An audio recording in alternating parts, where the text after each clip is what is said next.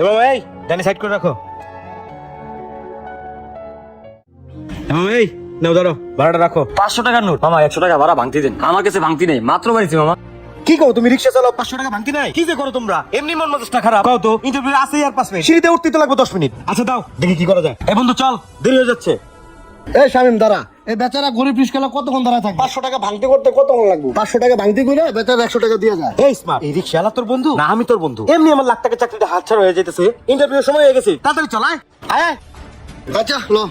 Sir এই সপ্তাহে production হয়েছে বিলাইনে 2000 পিস আর সেলাইনে প্রোডাকশন হয়েছে 1800 পিস। স্যার প্রোডাকশন না বললে তো শিপমেন্ট দিতে কষ্ট হয়ে যাবো। হ্যাঁ আমির, এভাবে পড়াশোনা তো হবে না। তুমি একটা কাজ করো, সিলেনের ডিলেনে 2 ঘন্টা করে ওভারটাইম করাও।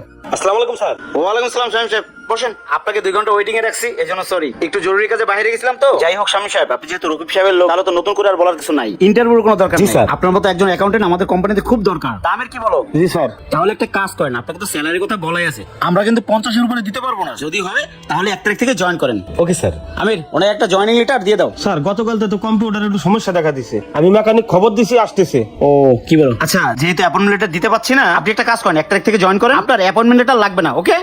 তাহলে আসি স্যার।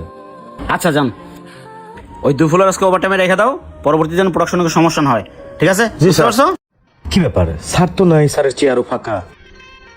আসসালামু আলাইকুম। ওয়ালাইকুম আসসালাম।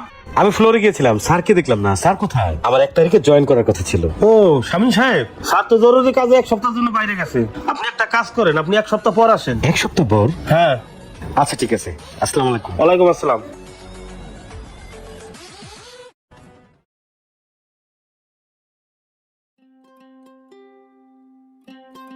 স্যার আসসালামু আলাইকুম স্যার। ওয়ালাইকুম আসসালাম। স্যার বড় স্যার তো নাই, আপনি একটু ফাইল গুলো দেখে একটু সিগনেচার করে দেন। স্যার গতকালকে সব লাইনে প্রোডাকশন হচ্ছে 6200 পিস। আসসালামু আলাইকুম স্যার। ওয়ালাইকুম আসসালাম। হাই ভাই, ওরা তুমি এখানে বসছো কেন?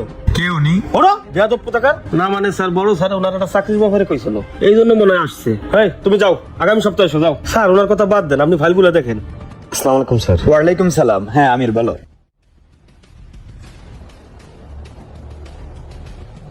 আসসালামু আলাইকুম স্যার।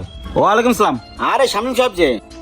স্যার আপনি অফিসে না থাকাকালীন আপনার এই 2 টাকার কর্মচারী আমার সাথে যে খারাপ ব্যবহার করছে, একবার তো অফিস থেকে বেরই করে দিছে। আমার তো একটা মান সম্মান আছে নাকি স্যার? আর আপনি আমাকে এইভাবে ঘোরাচ্ছেন কেন? চাকরি দিলে দিবেন, না দিলে বলবেন। যদি চাকরি না দেন আমি কিন্তু আপনার নামে হ্যারাসমেন্টের মামলা করতে বাধ্য হব। হ্যারাসমেন্টের মামলা করবেন? কিন্তু আপনাকে তো আমরা অ্যাপয়েন্টমেন্ট লেটার দেই নাই। মামলাটা করবেন কি দিয়ে? আর হ্যারাসমেন্টের বাংলা জানো কি? হয়রানি। মানে আপনি মানহানির মামলা করবেন। তা আপনার নিজের কি মান সম্মান আছে? আপনি 100 টাকা একটা রিকশাওয়ালাকে দিতে পারেন না, সামান্য রিকশাওয়ালার 100 টাকা মেরে খান, আর আপনি মান সম্মানের ভয় দেখাচ্ছেন। মনে পড়ে যেদিন আপনি আমার অফিসে ইন্টারভিউ দিতে আসছিলেন, একটা রিকশাওয়ালার 100 টাকা আপনি দেন নাই, মনে করেন? আপনি যখন আমাদের অফিসে ওয়েটিং এ ছিলেন, তখন আমি জরুরি কাজে একটু বাইরে যাই, দেখি আপনার রিকশাওয়ালা 2 ঘন্টা যাবত দাঁড়িয়ে আছে আপনার জন্য। হাই রুহুল। জি স্যার। গাড়িটা বের করে তাড়াতাড়ি, আজমপুর যেতে হবে। Okay sir. যাও।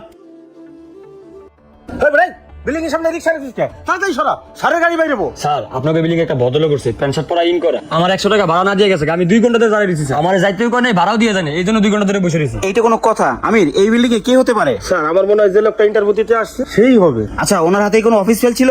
হ স্যার, একটা ফাইল ছিল। আচ্ছা, তোমার ভাড়া কয় টাকা? স্যার 100 টাকা স্যার। আমির, ভাড়াটা দিয়ে দাও তো। এই নে ধর, তাড়াতাড়ি রিকশা টান দে, তাড়াতাড়ি সরা। আমির, অফিসে ফিরে চলো, কাজ আছে। পরে আমি আর বাইরে না গিয়ে আপনাকে ইন্টারভিউর জন্য ডাকলাম। আমি আমার অফিসের পিয়ন দিয়ে শিওর হইলাম যে আপনি সেই ব্যক্তি যে রিকশাওয়ালা ভাড়া না দিয়ে চলে আসছেন। কি মনে পড়লো? শামিম সাহেব, রিকশাওয়ালাটাকে দেখে খুব মায়া লাগলো। আপনি রিকশাওয়ালার 2টা ক্ষতি করছেন।